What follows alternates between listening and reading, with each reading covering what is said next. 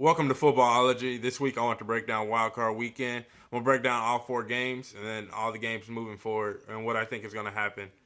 So let's jump right into it.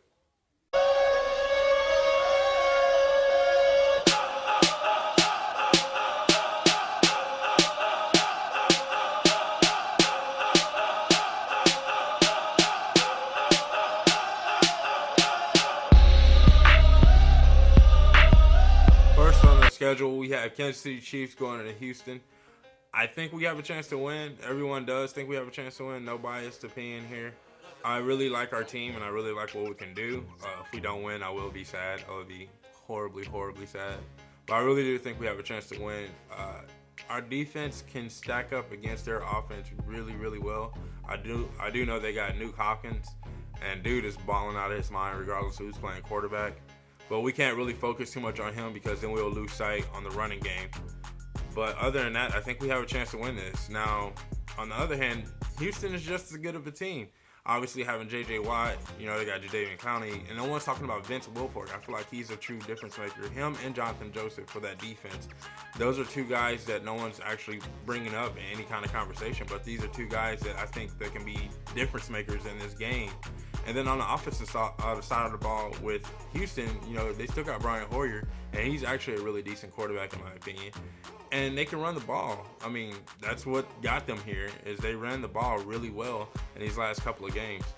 So when it comes down to it, at the end of the day, I'm taking the Kansas City Chiefs 24-17 victory.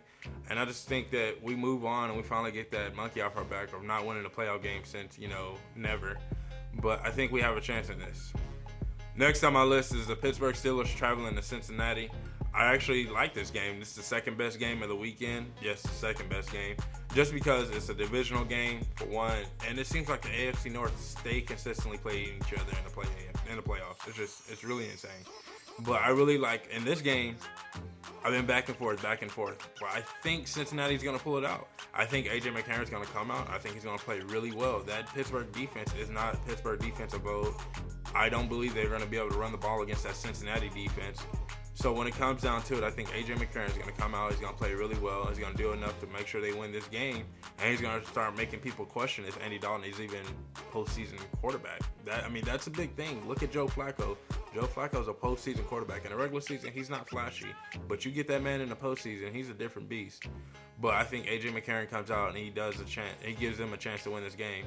And on the other hand, I think the Pittsburgh Steelers are just as liable to win this game too. You look at Ben Roethlisberger and all his weapons with Wheaton, Brown, and Bryant, and then obviously Heath Miller. That guy just completely flies under the radar. And then the running game is so hard for me to swallow. We've seen this before when the Pittsburgh Steelers made the playoffs a couple of years back, that when they lost Le'Veon Bell, they went out and got Ben Tate, and then they just could not run that ball in that game. They couldn't do what they wanted to do from a running aspect, and I think they're doing the same. They're going to go through the same thing this year, and they just got to find a way to actually get some contribution from those running backs in that backfield. But, Ben Roethlisberger is going to drop back. He's going to throw it 40-plus times, and he's going to give you a chance to win this game. And I think a lot more pressure is rested on that Pittsburgh defense than it is on Ben Roethlisberger. They have to step up, and they just haven't been Pittsburgh defense of old. So give me Cincinnati Bengals 30-17. I think they can squeak this one. Not squeak it out, obviously, but I definitely think they can pull this one out. Now, Sunday slate's a game, the NFC side, is actually really interesting. I like the Seattle-Minnesota game. I don't think it's that hyped up of a game. I think it could be a really good one, depending on what Minnesota we see. We've seen that Minnesota completely dominated the New York Giants on Sunday Night Football. They completely just demolished them. And I think that when it comes down to it, I think they might have a chance to win this game. But you can't count out the Seahawks, especially the way Russell Wilson's been playing. I know they're not going to have Marshawn Lynch back today, but we don't know what the Seahawks look like without Marshawn Lynch in the postseason. They could be a different beast. They can be good. They can be bad. We don't know. Marshawn Lynch is that kind of running back that in this time of year you really want on your side, especially in this kind of game. This game is supposed to be freezing cold. I'm glad I'm not there. But when it comes down to it, you can give me the Seattle Seahawks. I think they can pull this one out. Not as convincing as they did before. I just don't see Minnesota having enough consistency on offense to actually give them a chance to win in this game, and that's what they're going to be missing. I think Minnesota defense is going to come out because of what happened in the previous game against them. Minnesota defense is going to come out and play a really tough game, but I don't think we're going to have enough consistency from Minnesota's offense to actually give them a chance to win this game. So give me the Seattle Seahawks, 30-10. Like I think that's what it's going to be. I think maybe 30-17, 31-17, somewhere around there. But I could see Seattle winning by 2+ possessions just because I just don't see. I like Teddy B. Don't get me wrong. Teddy B is my favorite quarterback. Not one of my favorite. He's one of my favorite quarterbacks, and I really do like him. Inconsistency at the wide receiver position is what we've seen from Minnesota this year, and inconsistency from the front four, or from the offensive line from Minnesota. Now the front four of Seattle is, once again, it's a different beast in the postseason. They can come out and they can get after the quarterback with the best of them. They remind me of the New York Giants. Once the postseason's there, they can. I mean, they got the 4 of the best pass rushers in the league all of a sudden. And so when it comes down to it, I don't see Minnesota have enough consistency on offense to actually give them a chance to win this game. So give me Seattle. Next, we have the Washington Redskins playing the Green Bay Packers. This is my favorite game of the weekend outside of the Chiefs game. Don't get me wrong. The Chiefs game is where I want to be. But I really like this game. I think Washington actually has a sneaky chance of winning this game. And I'm taking Washington in this game. But I think the reason why this game is so intriguing to me, we got Aaron Rodgers, which is probably the top quarterback in the league, right? Then we got Kirk Cousins, this emerging quarterback where we don't quite know where to place him yet. Is he a tier 2? Is he a high-end tier 2? Is he a low-end tier 1? Is he a mid-tier 2? We don't know where to place him yet. This playoff victory kind of start edging him in somewhere and actually solidify him as one of the top quarterbacks or the top tier 2 quarterbacks or whatever the case may be. Also, it's his contract year. So now it's like, does he come out and ball out? All of a sudden, you know, the Washington Redskins organization, obviously we know what's going to happen with RG3.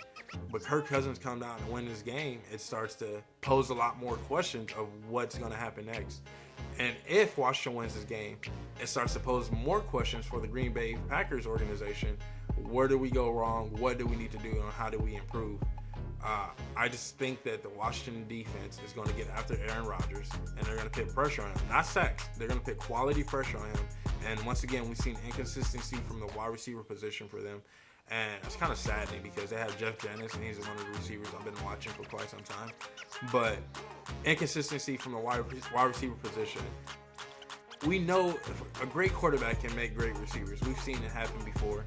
But this year, I think the lack of offensive line in front of Aaron Rodgers it's finally shown that he needs at least somewhat time. I mean, he can't be completely Houdini. We give him an opportunity to get the ball down the field. The difference maker in this game for me, more than likely, would be Eddie Lacy. I think Eddie Lacy has a chance to get back on that horse of being the top running back that we expected him to be this year. He's been so inconsistent this year, and I think Aaron Rodgers needs him more now than ever before.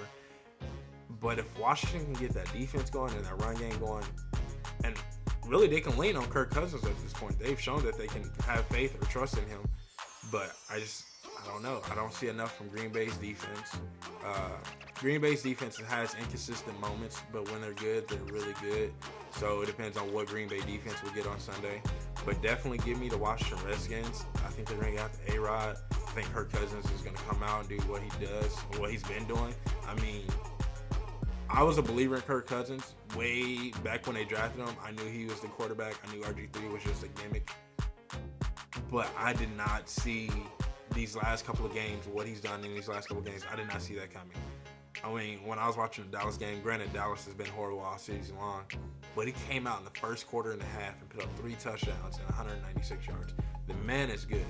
So I think he could do the same thing against this Green Bay defense. So give me Washington, and I think Green Bay starts to go into this, not downward spiral, but definitely one of those like madhouses. Like the front office is going to be dashing everywhere, trying to figure out what do we need to do different for next year.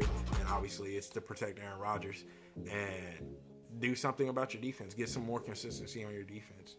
So yeah, give me Washington. I think I'm gonna go with 17-10.